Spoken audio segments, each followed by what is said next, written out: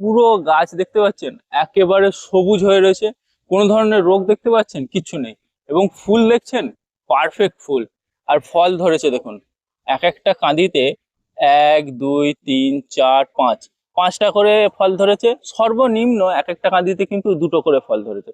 আপনারা এখানটা একবার দেখুন কি পরিমাণ ফল হয়েছে, পুরো হাঁসের ডিমের মতো একদম সাদা হয়ে ঝুলছে না। এটাই হলো গ্রীষ্মকালের টমেটো। আর এখানে কৃষক যে পদ্ধতিটা অবলম্বন করেছে সেটা হলো নর্মাল পদ্ধতি, কোনো ধরনের মাচা পদ্ধতি অবলম্বন করেনি, যার কারণে এই গাছটা অনেকটা ঠান্ডা হয়ে রয়েছে।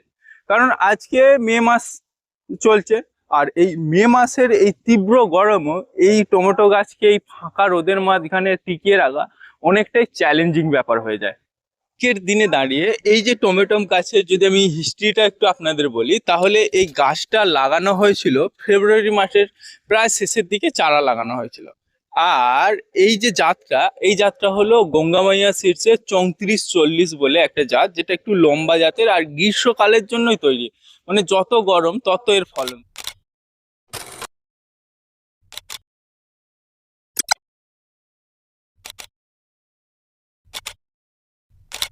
এই জমিতে এসে দেখতে পেলাম একদম পারফেক্ট ফলন।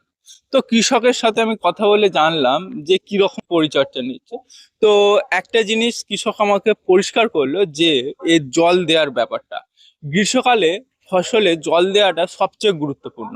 কারণ এই যে টমেটো গাছটাকে ঠিক রাখার জন্য যদি আপনি অতিরিক্ত জল দেন তাহলেও সমস্যা, আবার কম জল দিলেও তাহলেও সমস্যা।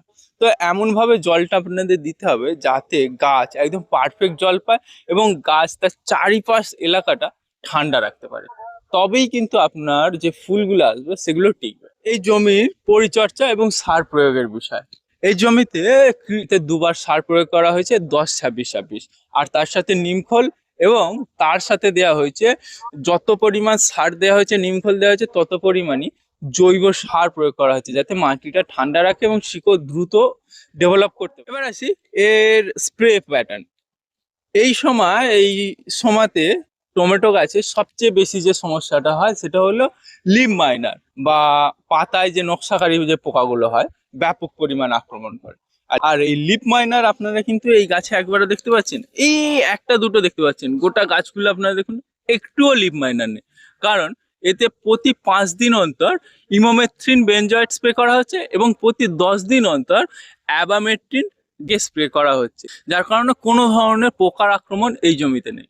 এবং আসি ধসা বা ফাঙ্গাসের জন্য। ধসার জন্য প্রথম যখন চারা লাগানো হয় 2বার স্প্রে করা হয়েছে, যেটা হচ্ছে থায়োফেনামিথাইল 1 গ্রাম প্রতি লিটার জলে গাছকে ভালো করে। যখন গাছ বড় হয়েছে ফুল আসতে শুরু করে তখন স্প্রে করা হয়েছে ক্যাব্রিওটপ, যার ফলে গাছ কিন্তু একদম পারফেক্ট আছে আর একটাও ফুল খসছে না। এবার আসি যেটা গ্রীষ্মকালের সবচেয়ে সমস্যা, ফুল খসে যাওয়া। ফুল খসে যাওয়ার প্রথম কারণ হলো জলের সমস্যা। দ্বিতীয় নম্বর আমাদের যে কাজটা করতে হয়, মাইক্রো নিউট্রিয়েন্টসের ঘাটতি হয়। আর গ্রীষ্মকালীন টমেটোমে আরেকটা সমস্যা দেখা যায় যেটা হলো ফল পচা বা ফলে ফসকা দাগ। সেইটাকে নিয়ন্ত্রণ করার জন্য অবশ্যই যে ক্যালসিয়াম নাইট্রেট বা ক্যালসিয়াম জাতীয় যে মাইক্রো নিউট্রিয়েন্টসগুলো হয় সেগুলোকে আপনাদের গাছে প্রতি 10 দিন অন্তর স্প্রে করতেই হবে, তবেই কিন্তু আপনার গাছে ফুল টেকাতে পারবে এবং আপনার এই যে টমেটোর যে সাইজ সেটাও ভালো হবে এবং গায়ে কোনো দাগও হবে না।